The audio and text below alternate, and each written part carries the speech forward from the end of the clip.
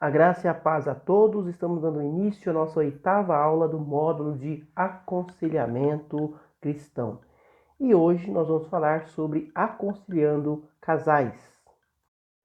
Para compreendermos e auxiliarmos famílias, é fundamental que coloquemos nossas atenções ao sistema conjugal, uma vez que ele deve ser a base para que uma família se desenvolva. E o conselheiro precisa ficar atento aos grandes perigos que ameaçam o casamento. Ele precisa encontrar respostas bíblicas para as mais diversas situações. Se não houver esse cuidado, problemas podem afundar a família. Vejamos então alguns problemas que podem afundar a família. Infidelidade. O texto de Êxodo, capítulo 20, verso 14, nos diz: não adulterarás. A infidelidade é um assunto tão sério, tão delicado, que em Mateus 5,32, Jesus abre uma exceção para o divórcio.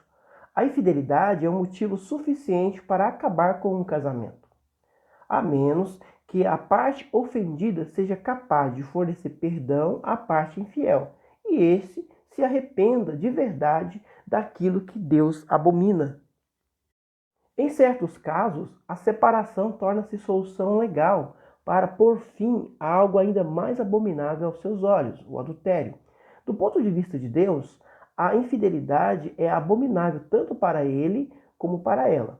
Portanto, o casal deve ter cuidado com velhos amores não esquecidos, com elogios e assédios. Ciúmes. O ciúmes, quando é levado ao exagero, mina qualquer relacionamento e destrói o amor. Que não se confunda zelo com ciúmes. O ciúme representa falta de confiança profunda. Um certo ciúme espontâneo, comedido, que mais significa zelo, é tolerável e natural. Esse sentimento dominado, tranquilo, racional, pode até impedir que facilite brechas e entradas indevidas. O ciúme doentio tem que ser combatido antes que ele se enraize e torne-se difícil de encarar. Outro problema que pode afundar a família é a amargura. Esse sentimento, com o decorrer do tempo e as experiências dolorosas, cria uma barreira que vai atrapalhar muito a comunicação do casal, tornando o lar insuportável. São queixas sem fim, reclamações que nunca se acabam, coração fechado, mágoas guardadas que destroem o relacionamento.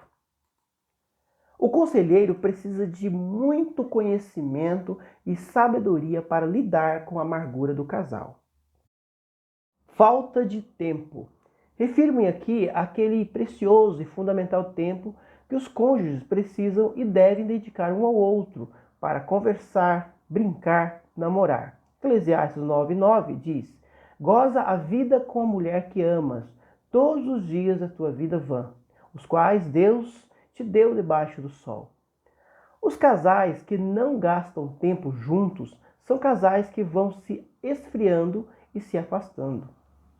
Chega um dia em que foram tantas horas consumidas separadamente que já não há mais diálogo possível entre o casal, e isso pode com certeza afundar o casamento e toda a família.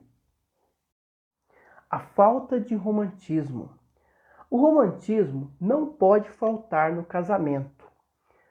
Em Cantares de Salomão, capítulo 4, verso 3, e o capítulo 6, verso 3, dizem assim: os teus lábios são como um fio de escarlate, e a tua boca é formosa.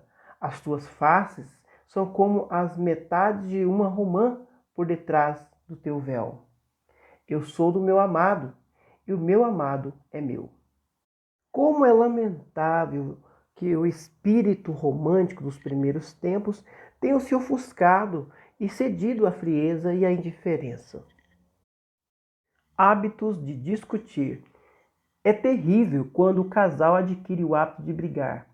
Provérbios 10, verso 19, nos diz assim: na multidão de palavras não falta transgressão. Falar demais não muda a outra pessoa.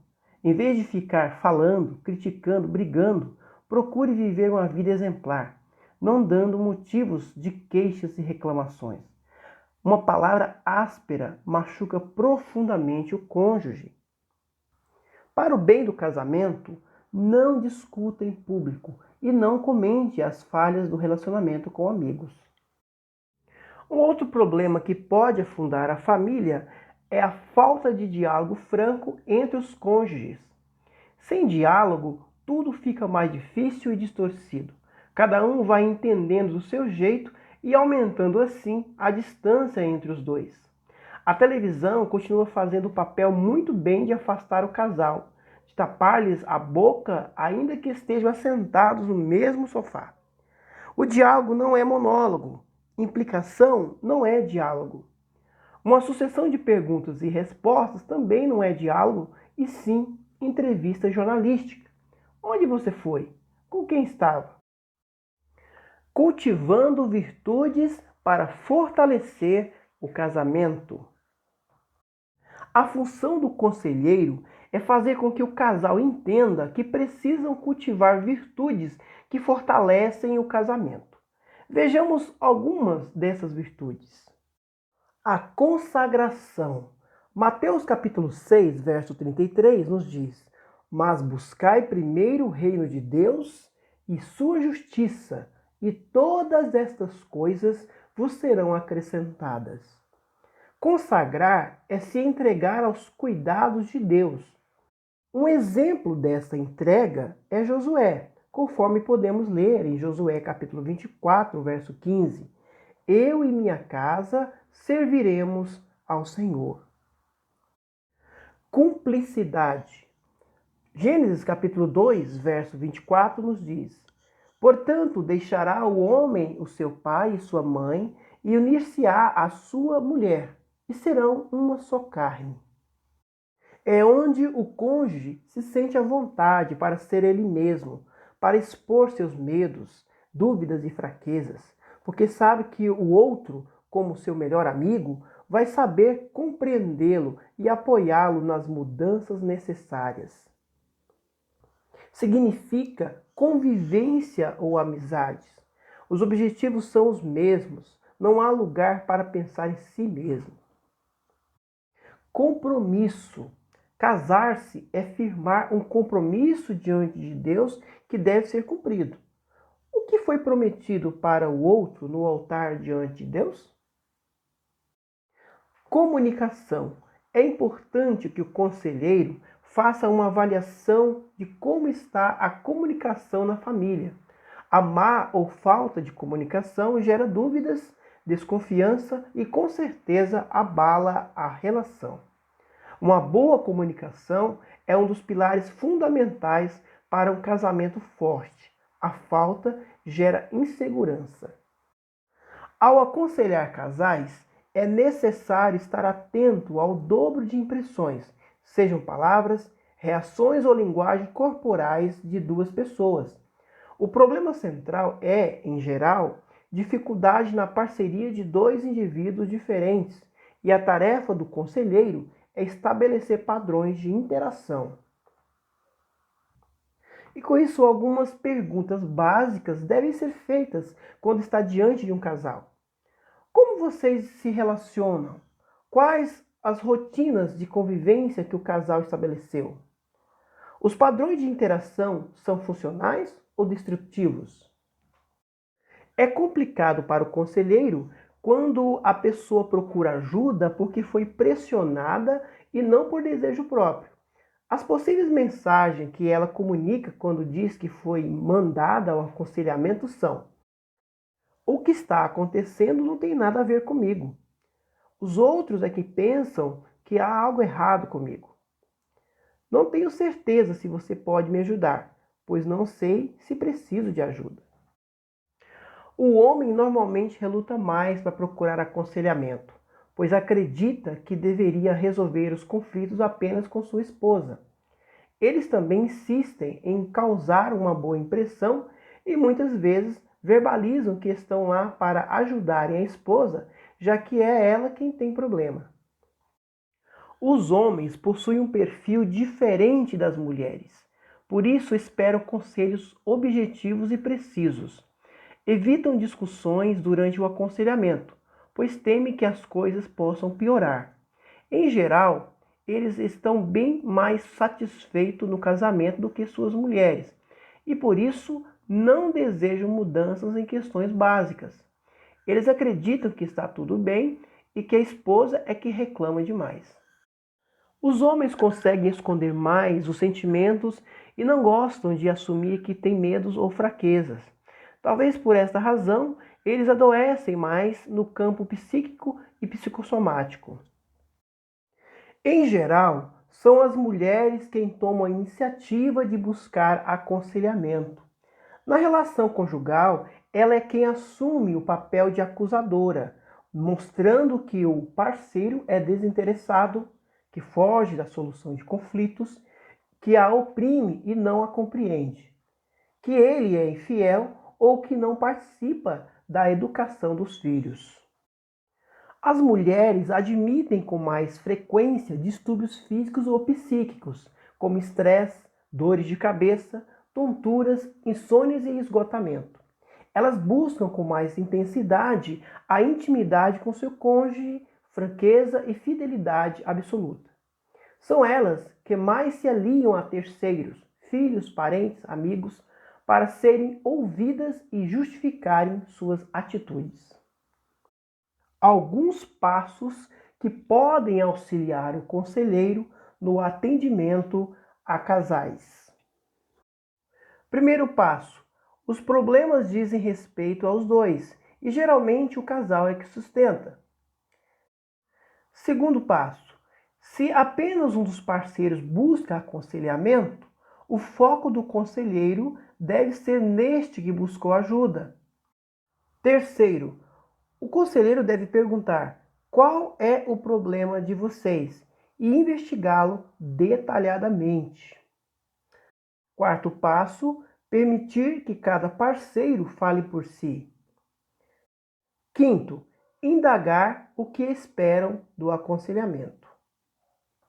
Sexto passo que ajuda o conselheiro: verificar se já consultaram outros conselheiros ou terapeutas e qual foi o resultado. Sétimo, perguntar o motivo de não terem obtido sucesso com ajudas anteriores. Oitavo passo, pedir exemplos para elucidar o problema. Nono, investigar se existem padrões de interação que aparecem ao darem exemplos de situações práticas e se esses padrões são construtivos ou destrutivos. Décimo passo, perguntar o que os atraiu um ao outro antes do casamento. 11º, questionar o que já tentaram fazer para solucionar os problemas. E por fim, o 12º passo, que pode auxiliar o conselheiro no aconselhamento de casais, é elaborar, junto com o casal, soluções alternativas para a convivência em parceria, evitando dar respostas prontas. É importante destacar que o problema relatado é um sintoma de que algo não está bem. As verdadeiras causas dos conflitos não são os problemas em si, mas sim a forma que eles se relacionam. Por exemplo, uma disfunção sexual que não tenha causa física pode se manter por problemas relacionados à comunicação. É comum que o cônjuge machucado conte a sua versão dos fatos, procurando que o conselheiro seja seu aliado. O conselheiro deve estar atento para não entrar no jogo do casal, tomando partido ou defendendo um dos lados. Tipos diferenciados de casais. Casais que existem em função do outro. Neste padrão, os cônjuges têm pouca ou nenhuma preocupação com sua individualidade.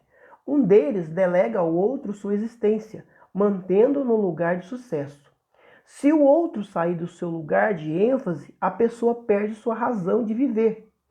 Por sua vez, o parceiro que brilha sente-se valorizado pelo esforço do outro em mantê-lo importante. Quando existe uma dependência do parceiro, o espaço livre é podado e a autonomia abafada. Vejamos algumas razões que explicam a dependência exagerada. Os parceiros vêm de lares problemáticos em que as necessidades emocionais não foram supridas. Desta forma, um busca que o outro compense as antigas deficiências, elevando as expectativas. O casal não recebeu cuidados suficientes em suas famílias de origem e por isso se sacrifica exageradamente com o outro, na esperança de serem recompensados. Os cônjuges tiveram pais fechados e pouco afetivos e também escolheram parceiros com o mesmo perfil com o objetivo de mudá-los. Os parceiros têm muito medo de serem abandonados e fazem tudo para evitarem o temido rompimento. Por isso, cuidam demais, controlam demais ou agarram-se demais no outro. Os parceiros muitas vezes têm uma autoestima muito baixa, acreditando que não merecem ser felizes. O casal, ou um deles, tende a ficar deprimido, pois não expressa seus sentimentos e engole tudo em prol de manter as aparências. É importante observar que a tarefa do conselheiro é ajudá-los a desvendar as necessidades emocionais que estão por trás de comportamentos de apego, cuidado excessivo e controle, com o objetivo de que eles sejam mais maduros e saudáveis na relação conjugal. Segundo tipo diferenciado de casais são os casais que só querem cuidar e serem cuidados. Para estes casais, o amor é definido quando fornecem cuidados e atenção. Em geral, um deles solicita cuidados e preocupações maternais, enquanto o outro se realiza ao cuidar e atender o bem-estar do parceiro. A crise se instala quando o cônjuge que recebe cuidados acaba desejando mais atenção, tornando-se cada vez mais exigente. O parceiro que oferece atenção faz de tudo para manter o outro dependente e necessitado, pois, desta forma, ele se sente valorizado e útil. Casais que se relacionam pela competição. O conflito básico dessa relação é a luta pelo poder. Um deles quer ter independência e domínio, enquanto o outro se mantém numa posição de sujeição para aplacar seu medo de separação e solidão. Um sempre renuncia aos seus desejos em função de realizar os sonhos do parceiro. O problema acontece quando o dominador exagera em sua atitude autoritária e o parceiro submisso deseja desenvolver sua autonomia para se livrar do medo de ser abandonado ou explorado. É fundamental que casais com este perfil aprendam a cooperar ao invés de competir, desenvolvendo espaço para colocarem ideias e desejos de cada um. Casais que lutam entre si para mostrar competência. Casais com esta configuração disputam pela competência, apresentando uma rivalidade explícita ou velada pelo papel ativo ou masculino dentro do relacionamento. Ambos precisam descobrir suas características femininas e masculinas, aprendendo a admirá-las e aceitá-las. Afinal, ambos possuem privilégios e obrigações. Casais que se relacionam para receber. São casais dependentes de apoio e atenção. Têm dificuldades em ficar sozinhos e estão sempre em contato com fontes externas, seja a família de origem ou outra instituição, como por exemplo a igreja. Abrem mão de sua independência para terem suas necessidades supridas. Casais com esse perfil precisam aprender a desenvolver sua individualidade, mantendo algumas fronteiras com o mundo exterior. Casais que são submissos um ao outro.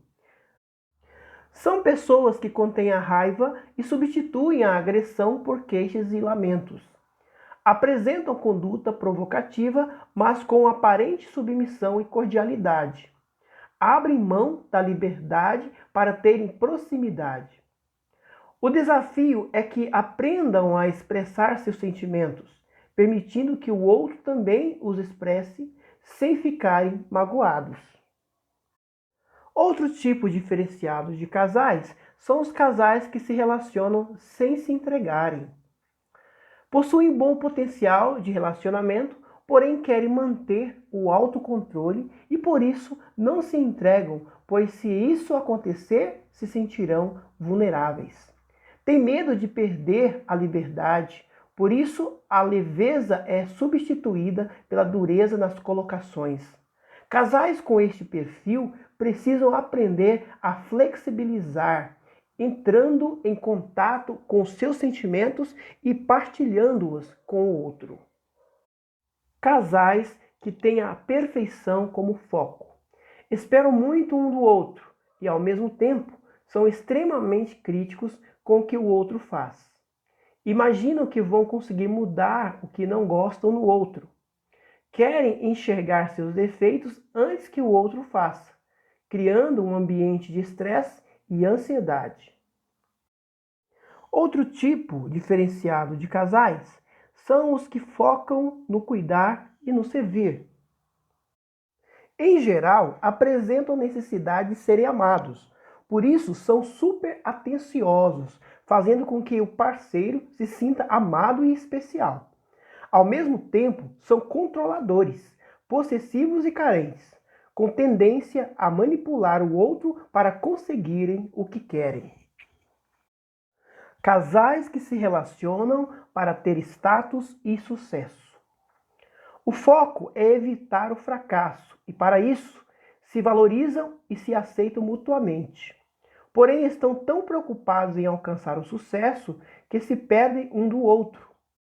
O desafio é programar tempo e energia para a família, sem se preocuparem com trabalho ou conquistas. Casais que se relacionam para ter fortes emoções. São impulsionados pelo desejo de expressar seus sentimentos e serem compreendidos. São solidários e empáticos, porém magoam-se e sentem-se rejeitados com facilidade, sendo ciumentos e extremamente carentes. Esses casais precisam aprender a serem diretos ao dizerem o que querem ou não querem, cuidando para não exagerarem na interpretação do que o outro diz. É importante que desenvolvam uma rede de apoio entre amigos e familiares para que não depositem apenas no parceiro todas as suas expectativas emocionais. Casais que se relacionam com muitos limites e distância. Querem conhecer e entender tudo para não parecerem tolos. Isso faz com que sejam briguentos, desconfiados e negativos. Estão sempre atentos para não serem passados para trás. Por isso, têm dificuldades para se envolverem na relação. Casais que se relacionam por medo. Possuem necessidade de segurança e busca de aprovação. Costumam ser ternos, divertidos e solidários, porém no relacionamento são desconfiados, controladores, inflexíveis e sarcásticos quando estão de mau humor. Quando se sentem ameaçados, agem agressivamente. Casais que evitam dificuldades reais. O que os motiva é a busca pela felicidade. Para isso, planejam atividades agradáveis para evitarem sofrimento e dor. São alegres, expansivos, carinhosos e divertidos. Mas, ao mesmo tempo, são defensivos, narcisistas e distraídos, com dificuldades em se comprometerem no relacionamento quando este passa por momentos difíceis. Casais que brigam pelo justo. Esses têm a necessidade de serem autoconfiantes e fortes, evitando a fraqueza e a dependência. São confiáveis, leais, diretos e generosos, porém também são exigentes, possessivos e apontam facilmente os defeitos do outro.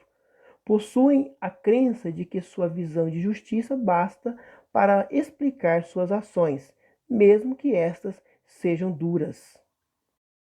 Casais que evitam o conflito. Querem manter a paz e evitar conflitos. Para isso, mostram-se gentis, agradáveis, leais, sem julgar o outro. Ao mesmo tempo, são teimosos, inseguros e excessivamente acomodados.